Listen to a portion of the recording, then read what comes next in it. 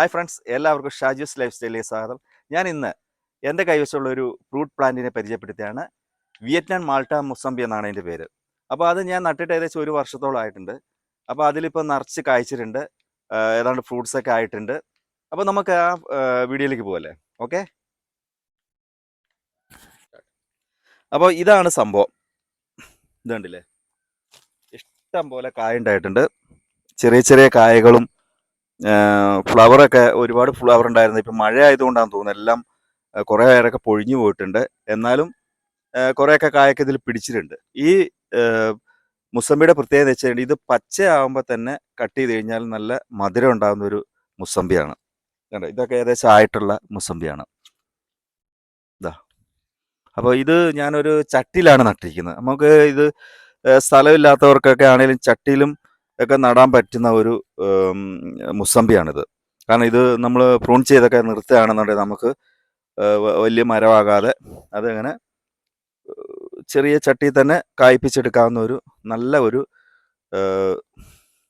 ഫ്രൂട്ടുമാണ്. അതേപോലെ തന്നെ നമുക്കിതിന് ഒത്തിരി ഒരുപാട് പരിചരണങ്ങളൊന്നും കൊടുക്കേണ്ട കാര്യമില്ല. കാരണം വെച്ചിട്ടുണ്ടെങ്കിൽ കുറച്ച് ചാണകപ്പൊടിയോ ഇച്ചിരി എല്ലുപൊടിയോ ഒക്കെ നമ്മൾ ഇട്ട് കൊടുത്തു കഴിഞ്ഞിട്ടുണ്ടെങ്കിൽ ഇത് നന്നായിട്ട് കായ്ക്കുന്ന ഒരു മുസമ്പിയാണ്.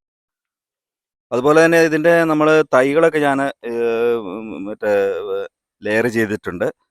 അത്യാവശ്യക്കാർക്കൊക്കെ നമ്മൾ ഇതിൻ്റെ ചെറിയ പ്ലാന്റുകൾ, ലെയർ ചെയ്ത പ്ലാന്റുകൾ നമ്മൾ കൊടുക്കുന്നുണ്ട്. ആവശ്യമുള്ളവരൊക്കെ ഒന്ന് നമ്മളുമായിട്ട് ബന്ധപ്പെടുകയാണെങ്കിൽ നമ്മൾ ഇതിൻ്റെ തൈകൾ നമ്മൾ കൊടുക്കുന്നതാണ്. അതുപോലെ തന്നെ ഈ ചെറിയ ഈ മുസമ്പി അല്ല, അങ്ങനെ പല ചാമ്പ, അങ്ങനെ പല തരത്തിലുള്ള പ്ലാന്റുകൾ നമ്മൾ ഇതുപോലെ പോട്ടിലും നമ്മൾ വെച്ച് കൊടുക്കുന്നുണ്ട്. കാരണം വെച്ചിട്ടുണ്ടെങ്കിൽ വലിയ വലിയ വീടുകളൊക്കെ ഉള്ളവർക്കൊക്കെ കുറവുള്ളവർക്കൊക്കെ ഇതുപോലെ ചട്ടികളിലായിട്ട് വെച്ച് പിടിപ്പിക്കാമെങ്കിൽ, കാരണം വെച്ചിട്ടുണ്ടെങ്കിൽ ഒരു വീടിന് നല്ലൊരു അലങ്കാരമായിട്ട് നിൽക്കുകയും ചെയ്യും. എന്നാൽ നമുക്ക് അത്യാവശ്യം നമുക്ക് ഫ്രൂട്ട്സുകൾ നമുക്ക് ലഭിക്കുകയും ചെയ്യും.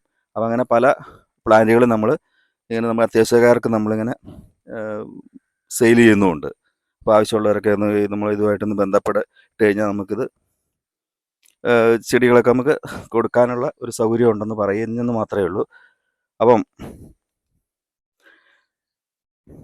ഇപ്പം മഴക്കാലം ആയതുകൊണ്ട് ഞാനത് ലെയർ ചെയ്തിട്ടുണ്ട്. ഇതിൻ്റെ വേരുകളൊക്കെ ഇതിൽ പിടിച്ചു വരുന്നുണ്ട്.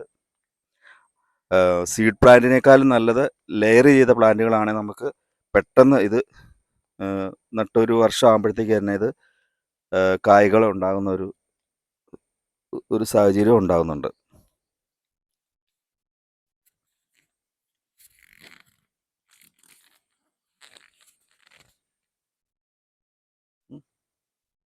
അപ്പോൾ നമ്മുടെ ഈ വീഡിയോ നിങ്ങൾക്ക് ഇഷ്ടപ്പെട്ട് കാണുമെന്ന് വിചാരിക്കുന്നു.